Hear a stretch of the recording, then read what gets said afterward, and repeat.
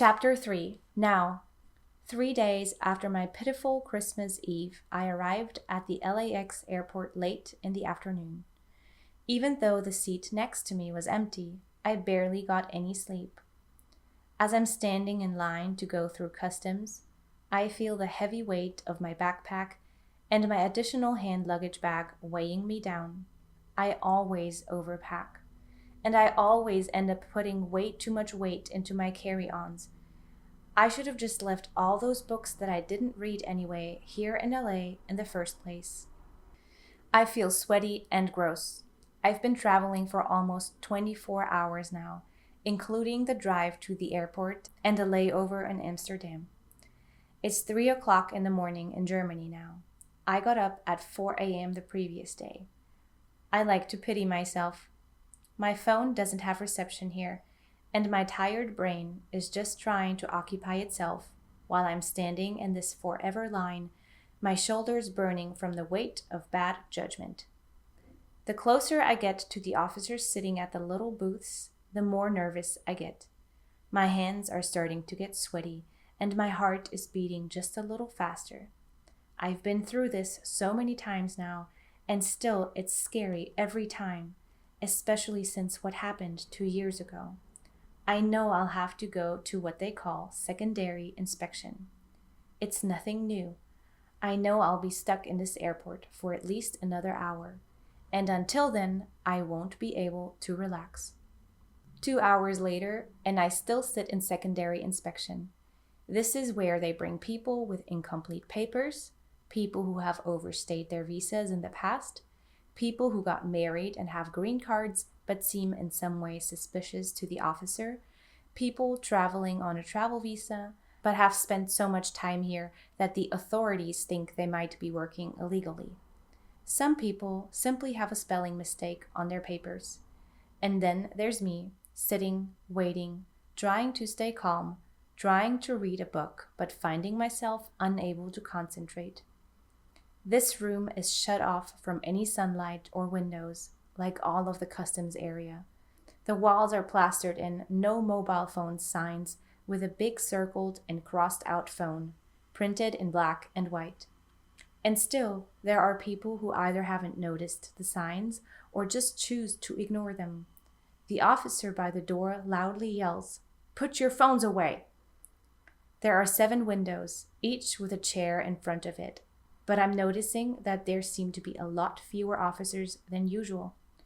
Only 2 windows are serviced by officers, either talking to someone or working on the computer. The wall organizer in the back is filled with passports from different countries, which belong to the people sitting in the rows of seats in the middle of the room. I try to make out mine, but fail to do so. At least 20 passports are waiting to be processed. I sigh and decide to once more take out one of my books. Maybe this will calm me down. "I said put your phones away or I will take them," the officer yells even louder this time.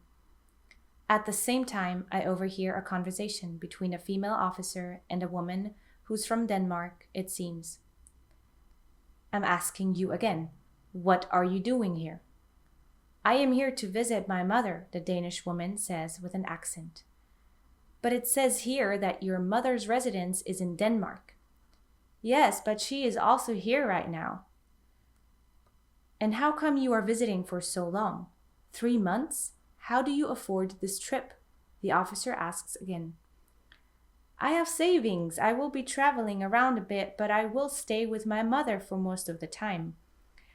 I know the officer is trying to figure out if this woman is trying to get some illegal work in while she's here. Or even worse, just trying to stay in the country indefinitely once they let her in.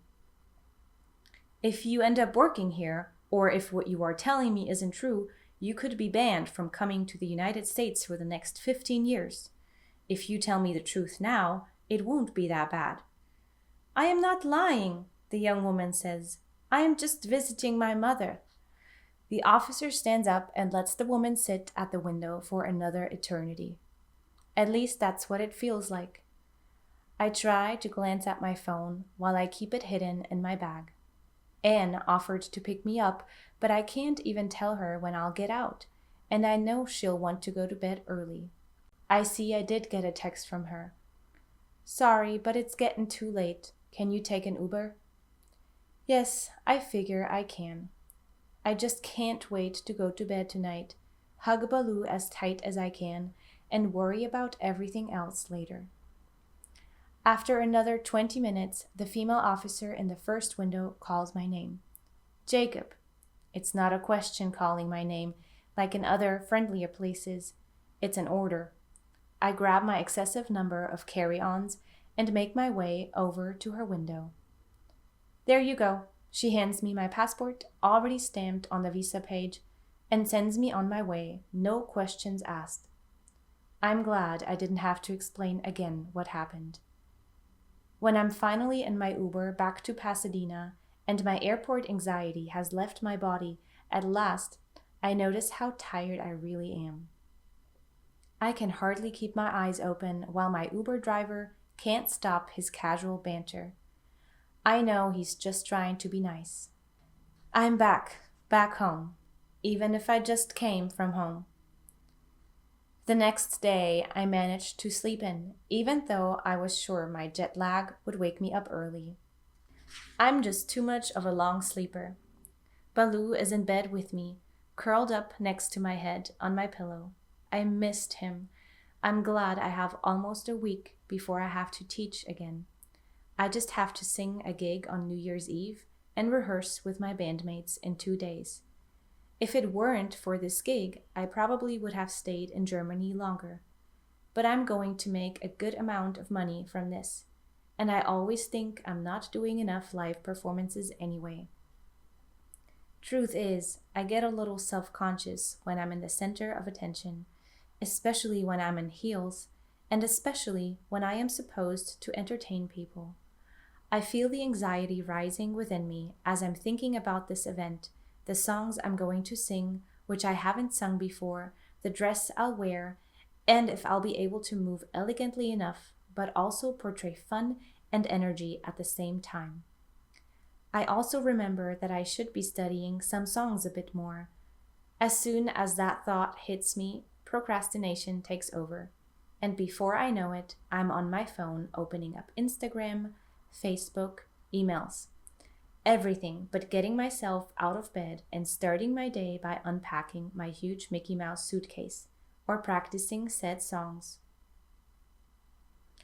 Once my millennial brain lost interest in all of the different social media platforms, I opened up Coffee Meets Bagel. I mean, it sucked pretty bad at the first view, but I might as well give it another try. If I only get 6 swipes every day anyway, I'll be through those in less than a minute and can move on with my day, which so far hasn't accounted for much. I haven't accounted for much. I look at the first suggested guy on my app. Caesar. Weird name.